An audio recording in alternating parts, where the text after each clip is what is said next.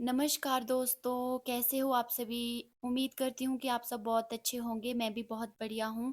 तो सबसे पहले तो आप भोलेनाथ जी के दर्शन कीजिए, उसके बाद मैं आपको बताऊँगी मणिकरण की हिस्ट्री।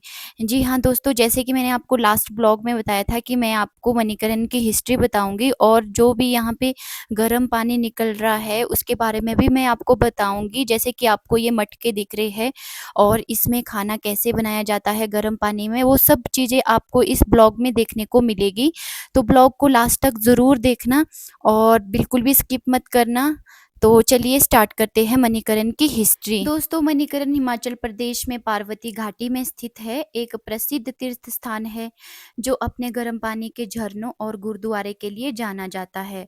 और यहाँ पर हर जगह गर्म पानी निकलता है, मतलब हर जगह भाप ही भाप निकलता रहता है। पौराणिक कथाओं की अगर बात की जाए तो उसके अनुसार मणिकरण नाम माता पार्वती के कान की बाली के गिरने और भगवान शिव द्वारा उसे वापस पाने की कहानी से जुड़ा है। यह जो स्थान है हिंदू और सिखों दोनों के लिए पवित्र माना जाता है। जैसे कि आप वीडियो में देख ही रहे होंगे कि आधे से ज़्यादा तो यहाँ पे सिख लोग ही है। यहाँ भगवान शिव और देवी पार्वती के मंदिर के साथ साथ गुरु नानक देव जी का भी गुरुद्वारा है। और उसी गुरुद्वारे में जो खाना बनता है दोस्तों, इसी गर्म पानी से बनता है। जैसे कि आप लोग देख ही पा रहे होंगे कि किस तरह से यहाँ पे मटके में खाना बनाने की विधि तैयार की जा रही है। दोस्तों, लास्ट ब्लॉग में मैंने आपको बताया था कि यहाँ पे गर्म पानी से खाना बनाया जाता है। तो आज आप लोग देख ही पा रहे होंगे कि किस तरह से यहाँ पे मटके में दाल वगैरह भर दी गई है और इसमें बहुत उबलता हुआ गर्म पानी डाला जा रहा है। और उसके बाद यहाँ पे खाना बनाने की जो सारी विधि है वो आप स्टेप बाय स्टेप सब कुछ देख लीजिए।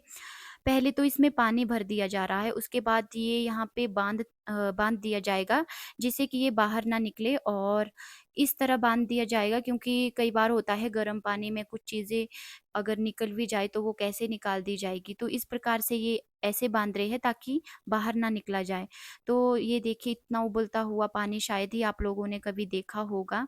तो सबसे पहले तो ये पानी डाल रहे हैं, उसके बाद यहाँ पे बांध रहे हैं। तो बांधने के बाद ये जो मटके हैं वो इसी गर्म पानी में डाल दिए जाएंगे। दोस्तों, कहा जाता है कि एक बार भगवान शिव जी और माता पार्वती यहाँ पे भ्रमण कर रहे थे।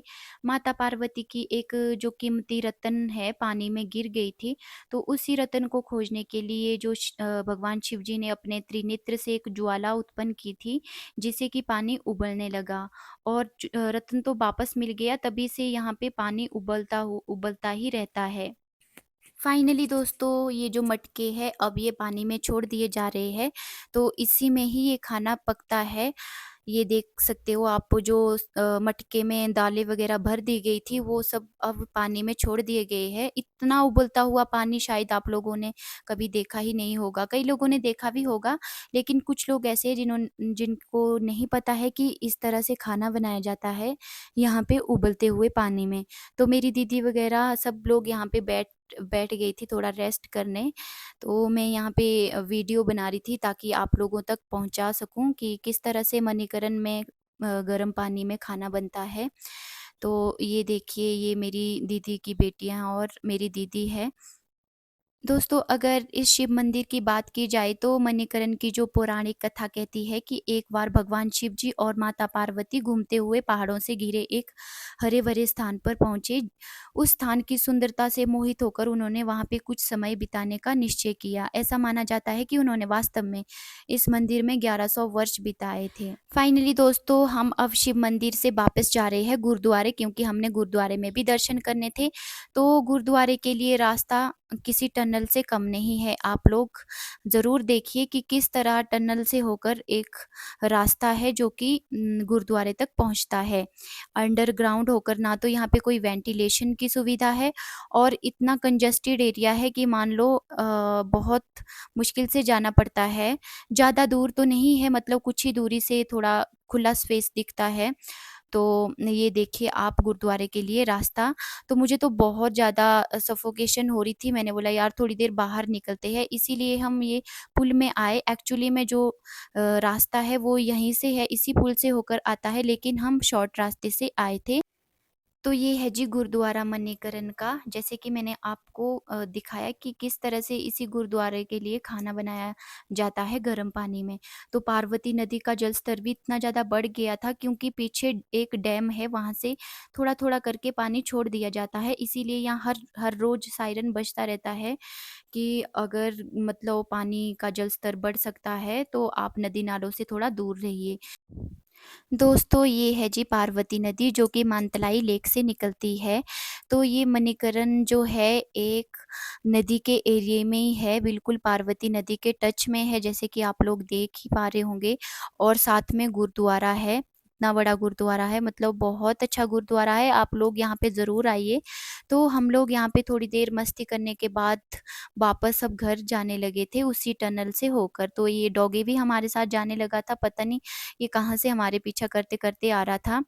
तो फाइनली हम निकल गए थे मार्केट वापस। तो इसी मार्केट से होकर हमारा मतलब मेरी दीदी का घर के लिए रास्ता है। और मेरी बेटी मेरा पीछा नहीं छोड़ रही थी, मतलब मेरी गोदी में ही रहना था इसको। और इसके पापा की मुझे इतनी ज़्यादा याद आ रही थी क्योंकि जब वो साथ में होते थे तो मैं इसको कभी उठाती ही नहीं थी, वो ही उठाते रहते थे। तो अभी तो ये मेरा पीछा ही नहीं छोड़ रही थी, बस मम्मा की गोदी में ही रहना है, मम्मा की गोदी में ही रहना है, बस रोए जा रही थी। तो मैंने थोड़ी कोशिश की, अपनी दीदी की बेटी के पास इसको पकड़ाया तो इसकी शक्ल देखिए कैसे रो रही है, बस अपनी मम्मा के पास ही इसको रहना था। तो फाइनली हम वापस पहुंच ही गए थे। तो ये देख सकते हो आप, मौसम भी अब बारिश का होने वाला है, बारिश होने ही वाली थी। तो हमने सोचा क्यों ना थोड़ा मंदिर जाए, राम मंदिर, क्योंकि मणिकरण में मंदिर ही मंदिर है, जैसे कि आप लोग देख ही पा रहे होंगे। नैना माता का मंदिर है, शिव मंदिर है, शनि मंदिर है, मतलब इतना बड़ा तीर्थ स्थान है, यहाँ पे हर जगह मंदिर ही है। और ये रथ है और अभी हम जा रहे हैं राम मंदिर, क्योंकि हमने राम मंदिर के भी थोड़े दर्शन करने थे। तो हम चले गए जी राम मंदिर। तो ये है जी मणिकरण का राम मंदिर जो कि बहुत ही प्यारा है और बहुत प्रसिद्ध है, लोग दूर दूर से यहाँ पर आते हैं। आप लोग भी ज़रूर आइए। तो हमने यहाँ पे दर्शन वगैरह कर लिए थे, तो उसके बाद हम वापस घर जाने वाले थे क्योंकि अभी मौसम भी थोड़ा ख़राब था। तो यहाँ पे भी शिव जी का एक मंदिर है।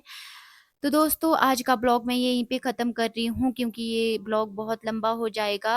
अगर आपको मेरी ये वीडियो अच्छी लगे तो लाइक, शेयर और सब्सक्राइब ज़रूर कीजिए। अगर आप फेसबुक में देख रहे हैं तो फॉलो ज़रूर कीजिए। तो मिलते हैं नेक्स्ट ब्लॉग के साथ, तब तक के लिए bye, take care and Tata.